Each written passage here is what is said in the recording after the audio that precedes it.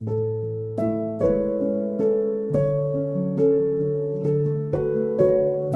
next morning, Arav wakes up and finds the bed empty beside him. For a moment, he looks around the room, then slowly gets up. After freshening up, he walks to the dining area.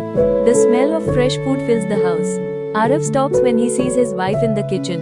Today, she has cooked for everyone. It is her first day in the house. His mother smiles and teases him. See, Arav, your wife woke up early and cooked for us. Arav feels a quiet happiness. He sits at the table and starts eating. His father looks at both of them and says, "Why don't you two go for a holiday? It will be good for you." She looks surprised and quickly shakes her head. "No, I can't," she says softly. Seeing everyone's eyes on her, she adds politely, "I'm sorry." An awkward silence follows, but Arav looks at her calmly, understanding that she needs time. At the restaurant, Arav sits quietly, his hands resting on the table, but his mind is elsewhere. He keeps thinking about her. He remembers the gentle smile she had in the park and the way she looked at the children. But he cannot forget the sadness in her eyes, the quiet pain she tried to hide. Even this morning, when his father suggested going for a holiday, she refused. She looked uncomfortable and apologized. Is she being forced into this marriage? Arav wonders. Or maybe she loves someone else. Arav shakes his head slightly, trying to push the thoughts away.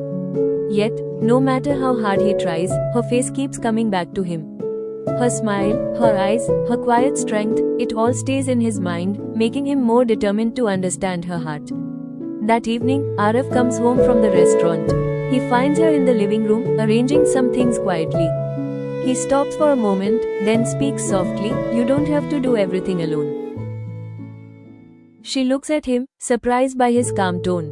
"I'm fine," she replies politely. Arav nods. He doesn't push her. "If you ever need anything, you can tell me," he says simply. She doesn't answer, but she listens. Later at dinner, Arav notices she eats very little. "You didn't like the food?" he asks gently. She shakes her head. "No, it's good." He gives a small smile and doesn't ask more. That night, when they are in the room, Arav keeps a respectful distance. Before turning off the light, he says quietly, "Take your time. I won't force anything." She looks at him for a second, really looks at him. For the first time, her eyes soften a little. She doesn't say thank you, but her silence feels different. Arav lies down, staring at the ceiling. If she's hurt, he thinks, "I'll wait. If she's scared, I'll be patient." That night, she sleeps restlessly. Suddenly, her breath becomes heavy. Her hands clench the bedsheet. In her dream, voices from her past echo in her ears, harsh words, broken promises, and memories she tries hard to forget. She wakes up with a start, her heart racing and her eyes filled with fear. Sweat covers her forehead. She sits up, hugging her knees, trying to calm herself. Arav wakes up and turns toward her. "Are you okay?" he asks softly. She doesn't answer. She only looks at him, her eyes full of pain and anger mixed together. The next morning, she is quiet and distant. At breakfast, Arav tries to talk to her gently. "Did you sleep well?" she snaps suddenly. "Why do you care?" Arav freezes.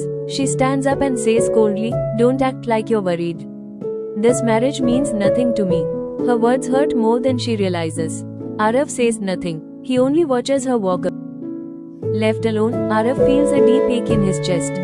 He understands she is hurting, but the pain of her words stays with him. That whole day, Arav cannot stop thinking about her words. They stay in his mind, hurting him, but also making him worry about her.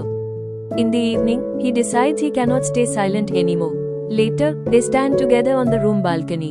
The night air is quiet. Arav speaks first, his voice gentle. "I want to ask you something, and please answer honestly."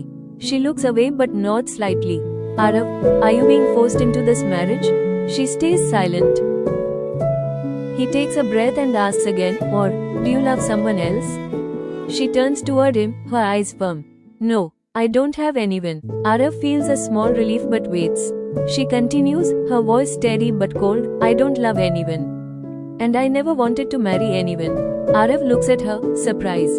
"Arav, then why did you say yes?" She lowers her eyes. "Because sometimes saying no is not an option." Silence falls between them. Arav doesn't push her further. "I won't force you," he says softly. "But if you ever want to talk, I'm here." She doesn't reply, but for the first time, she doesn't walk away either. In the morning, Arav notices she skips breakfast. Without saying anything, he places a cup of tea and some toast on the table near her.